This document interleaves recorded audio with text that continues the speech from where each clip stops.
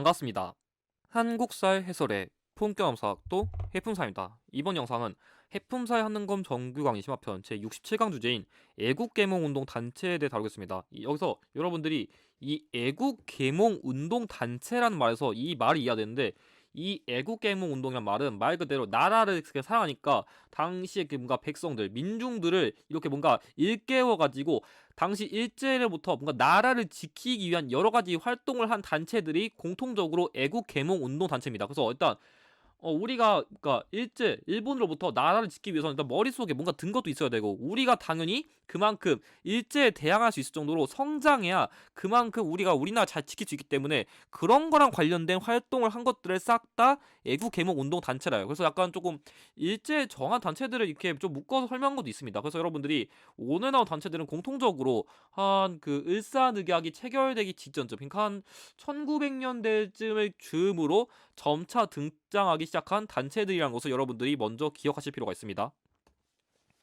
자, 그럼 강의 시작하기 전에 이론 강의 관련 공지사항 전달드리면은, 강의 내용은 공유, 전달, 필기 모두 가능하지만 출처는 가급적 꼭 남겨주시고 상업적 이용 내지 영리적 이용은 자제 부탁드리며 강의 시작하도록 하겠습니다. 자, 67강 주제 애국계몽운동 단체입니다. 시기는 이번 강의에서 다룰 단체 설립 시기랑 그 해체 시기를 기준 다루니까 이렇게 나왔고요.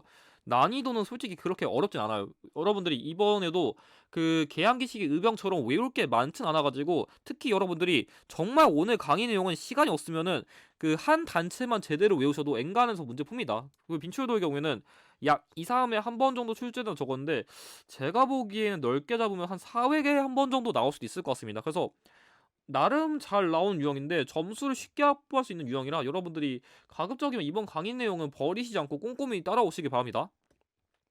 자, 그럼 학습 전략 제시했습니다. 첫 번째, 다양한 단체와 관련된 활동 목적 및 특징을 구별할 줄 알아야 됩니다. 근데 이건 뭐 사실 제가 다루는 여기 밑에 있는 이 신민을 빼고는 키워드가 너무 뻔해가지고, 여러분들이 오늘 강의 내용 우선 제가 너무 시간이 없다, 전 개항기가 너무 힘들어요, 어려워요, 시간 없어요 하면은 진짜 다른 단체 다 버려도 이 신민의 만큼이라도 챙기세요. 이 신민회가 진짜 단체가 5개 있는데 그 중에서 단체 이거 내면은 10에서 한 8, 9은 이 신민회가 나옵니다. 그러니까 여러분들이 정말 시간 없다, 신민회랑 관련된 키워드만 잘 공략해도 한 문제라도 먹을 확률이 매우 높아지니까 정말 이 신민회만큼이라도 오늘 강의 내용에서 정말 꼭 가져가시길 바랍니다. 그래서 출제 원리의 경우에도 다양한 단체의 활동 목적 및 활동이 힌트로 언급되고요. 가장 출제율 높은 단체는 급수무관 신민회입니다. 그래서 여러분들이 오늘 강의 내용은 일단 신민회라도 어떻게든 여러분들 것으로 가져가시길 바랍니다. 이렇게까지 강조 드렸으니까 절대 까먹으시면 안 된다는 게 느껴지시겠죠? 자, 그럼 핵심 키워드에 애국계몽운동 단체 핵심 키워드를 다루겠습니다. 그래서 오늘 강의 내용도 여기 있는 것만 다 외우시면 끝납니다. 그래서 여러분들이 이제 개항기 시기에서 조금 더 그렇게 뭔가 많이 다룰 만한 그 내용도 없으니까 좀 나머지 강의는 그 개항기 시기 문물 빼고는 최대한 부담 없이 준비할 테니까 이제 좀 빨리빨리 복습하고 이제 일제감정기 시기 들어간다고 생각하시면 될 것 같습니다. 자, 먼저 보안의 경우에는 이 황무지 개관권 요구에 반발한 게 키워드인데, 이게 뭐냐면 당시 일제가 그 우리나라 이게 뭔가 진짜 농사하기 어려운 땅? 이런 황무지가 있어가지고, 야, 이 황무지 어차피 농사 안 쓸 거면 내가 가져가도 돼 하면서 뭔가 우리나라의 땅에 대한 그 경제적인 침탈을 하려니까 당시 보안을 중심으로, 야, 황무지공간 나발이고 가는 우리 땅인데 왜 니네가 가져가면서 이 황무지를 개간한다는 거에 요구에 반발한 단체가 바로 보안이에요. 이 키워드 외시되는데, 그래서 실제로 이 보안회랑 비슷한 키워드로 이 농광회사라는 회사 있는데, 이 농광회사 역시 이런 황무지 개간권 요구에 반발해가지고 약간 우리나라에서 스스로 이런 식으로 뭔가 당시 우리나라 땅을 개간하기 위해 만든 일종의 그런 회사입니다. 그래서 여러분들이 보통 이 보안회가 나오지만 가끔씩 다른 문제에서 이 농광회사랑 관련된 내용을 선지로 제시한 경우도 있어가지고, 이 농광회사 나오면 그냥 1904년쯤이구나 그냥 그것만 기억하시면 됩니다. 뭐 연도 몰라도 그냥 개항기 시기 말이구나 그 정도만 이해하시면 돼요. 자, 두 번째, 헌정연구회는 일진회를 비판한 단체인데, 이 일진회가 진짜 뭐 일진 그런 게 아니라 말 그대로 뭐냐면 이거는 친일파랑 관련된 단체예요. 친일파. 그래서 이 친일파에 대한 단체를 비판하고 조금 입헌군주제를 그냥 지향한 대표적인 단체입니다. 그래서 해풍선이 그 입헌군주제 지향한 거는 그 독립협회에도 해당되지 않나 이럴 수 있는데, 만약에 애국계몽 운동 유형이 나왔으면은 입헌군주제 지향했던 키워드 나오면 일단 헌정연구회로 푸시기 바랍니다. 그러니까 독립협회 나올 때 독립협회들을 풀고 만약에 애국계몽 운동단체에서 이게 나오면은 헌정 연구에 일단 판단하시고 문제를 푸시는 게 낫습니다. 자, 다음. 대한자강회. 이 대한자강회는 진짜 말 그대로 우리가 스스로 강해져야 된다. 이 자강이란 말이 스스로 강해진단 말인데, 그러니까 우리나라 사람들이 스스로 자강해져야 우리나라 지킬 수 있다. 그런 걸 조금 강조한 단체거든요. 그래서 이 단체의 경우에는 고종 강제퇴위, 잘못 적혀 있는데 강제가 아니라 반대입니다. 그래서 이 단체의 경우에는 고종 강제퇴위 반대 운동을 전개했고, 그리고 월보라는 일종의 그런 기관지, 그러니까 약간 한 달마다 나오는 신문, 그러니까 매달 나오는 신문 같은 걸 발행해가지고 나름대로 당시 그 민중들에게 뭔가 정보를 전달하고 계몽을 하기 위한 그런 같은 걸 활동했었다. 그런 것만 기억하시면 돼요. 그래서 여러분들이 이 보안의 헌정연구의 대한자강위, 이거는 별로 키워드가 어렵지 않습니다. 근데 신민회는 조금 외울 게 많아요. 그래서 신민회는 뭐가 있냐면, 자, 일단 이 신민회는 당시 백성들에게 진짜 이렇게 뭔가 좀 새롭게 뭔가 계몽하기 위해서 활동한 단체인데, 일단 여러분들이 여긴 좀 외울 키워드가 많은데, 대표적으로 일단 이 이응이 들어간 인물들이 언급될 확률이 높아요. 그래서 신민회는 일단 이응이 들어간 인물들이 힌트로 나오는데, 대표적으로 안창호, 양기탁, 이승훈 등의 인물이 있습니다. 그래서 여러분들이 이 이승훈은 그 신유박해의 그 당시 희생된 이승훈과 다른 인물입니다. 그래서 여러분들이 이 신유박해 때 희생된 이승훈이랑 그 신민회 때 이승훈은 다른 인물이니까 이거 구별하시고, 특히 이 신민의 경우에는 민중 계몽을 위한 그런 민족 학교도 설립했었는데, 대표적으로 대성학교, 오산학교 있습니다. 그래서 대성학교는 안창호, 오산학교는 이승훈님이 지은 건데, 그래가지고 가끔씩 안창호 선생님이 업적을 오른 것은 대성학교 지었습니다. 이승훈 선생님이 업적을 오른 것은 오산학교 지었습니다. 이렇게 인물형 키워드로도 나올 수 있으니까 이거 외워두시고, 그리고 신흥강수소라 해가지고 이건 제가 나중에 일제감정기 시기쯤에 다룰 건데, 서간도 지역에 신흥강수소 또는 신흥무관학교, 원래 이 신흥강수소가 나중에 신흥무관학교로 바뀌는 건데, 이걸 통해 가지고 나름대로 그런 군사훈련 같은 걸 도모해 가지고 나름대로 우리가 머리도 채워야 되지만 이런 군사훈련 통해 가지고 일제에 대항해야 될 그런 실력 같은 걸 키워야 된다. 그런 거 주도했는데, 그거와 관련된 대표적 인물로서 이회영, 이동영, 이상용 등이 있습니다. 그래서 뭔가 신민회는 그래서 이 씨랑 관련된 인물이 많이 언급된다. 이렇게 외우시면 되고, 특히 나중에 이동영님 같은 경우는 나중에 그 대한민국 임시정부의 초대 의정원 이런 거 있어요. 이건 제가 나중에 일제감정의 시기에 더 한번 설명드릴 건데, 이 초대 의정원이 뭐냐면 지금으로 비하면 국회의장.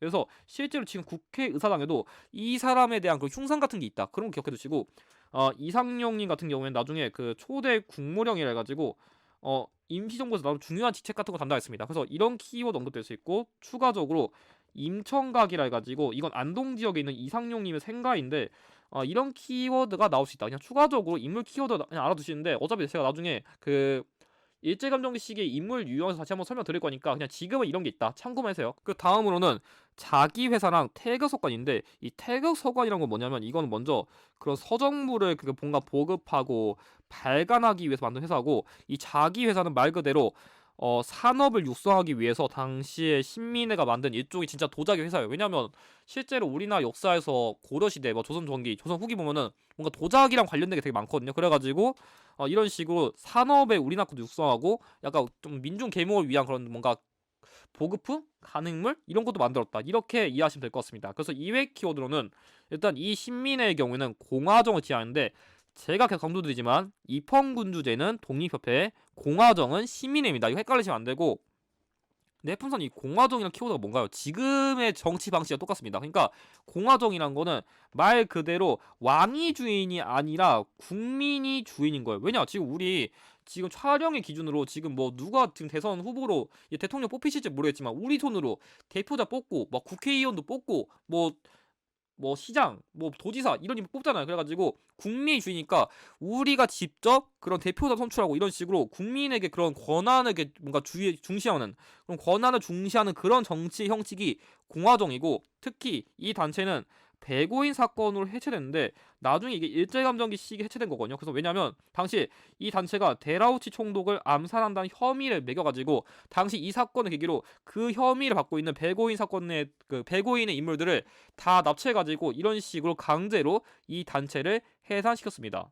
자, 마지막으로 서북학회인데, 이 서북학회는 솔직히 그렇게 중요한 키워드 아니야. 그냥 가볍게 보세요. 뭐냐면 이 서우학회랑 한북흥학회를 통합한 단체인데, 이 단체가 둘 다 공통적으로 뭐냐면 뭔가 민중을 계몽시키고 육성시키기 위한 단체인데 말 그대로 서북학회니까 진짜 말 그대로 진짜 지금의 북한 쪽에 있는 그 서북 지역에 있는 그 단체들 통합해 만든 거고 관련 인물로는 안창호 님이 있고 이 단체 역시 월보를 가능했습니다. 근데 이것도 겹치잖아요. 그러면 어차피 문제에서 이런 식으로 구별되는 키워드 주니까 대한자강에는 이 고종 강제퇴위 반대운동 전개 그리고 서북학회는 서우학회랑 한북흥학회랑 키워드 주니까 이거 갖다가 구별하시면 문제 푸는데 전혀 무리가 없을 겁니다.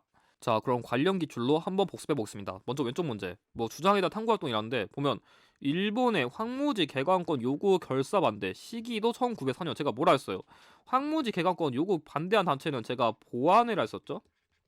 그럼 보안에 관련된 사면 되죠. 1번 보안회 활동 그대로 나왔네요. 정답 1번이고 2번 기후각서의 내용 제가 기후각서는 1909년에 사법권을 강탈한 조약이라 했습니다. 틀렸고요. 3번 아관파천의 배경 아관파천은 제가 의미사변 등을 계기로 고종이 쫄아가지고 러시아 공사관으로 도망간 거라 했습니다. 틀렸고요. 4번 백오인 사건의 전개 과정 백오인 사건은 신민회가 해체되는 그런 과정을 다룬 거겠죠? 틀렸고 5번 헤이그 특사의 파견의 결과를 알아본다.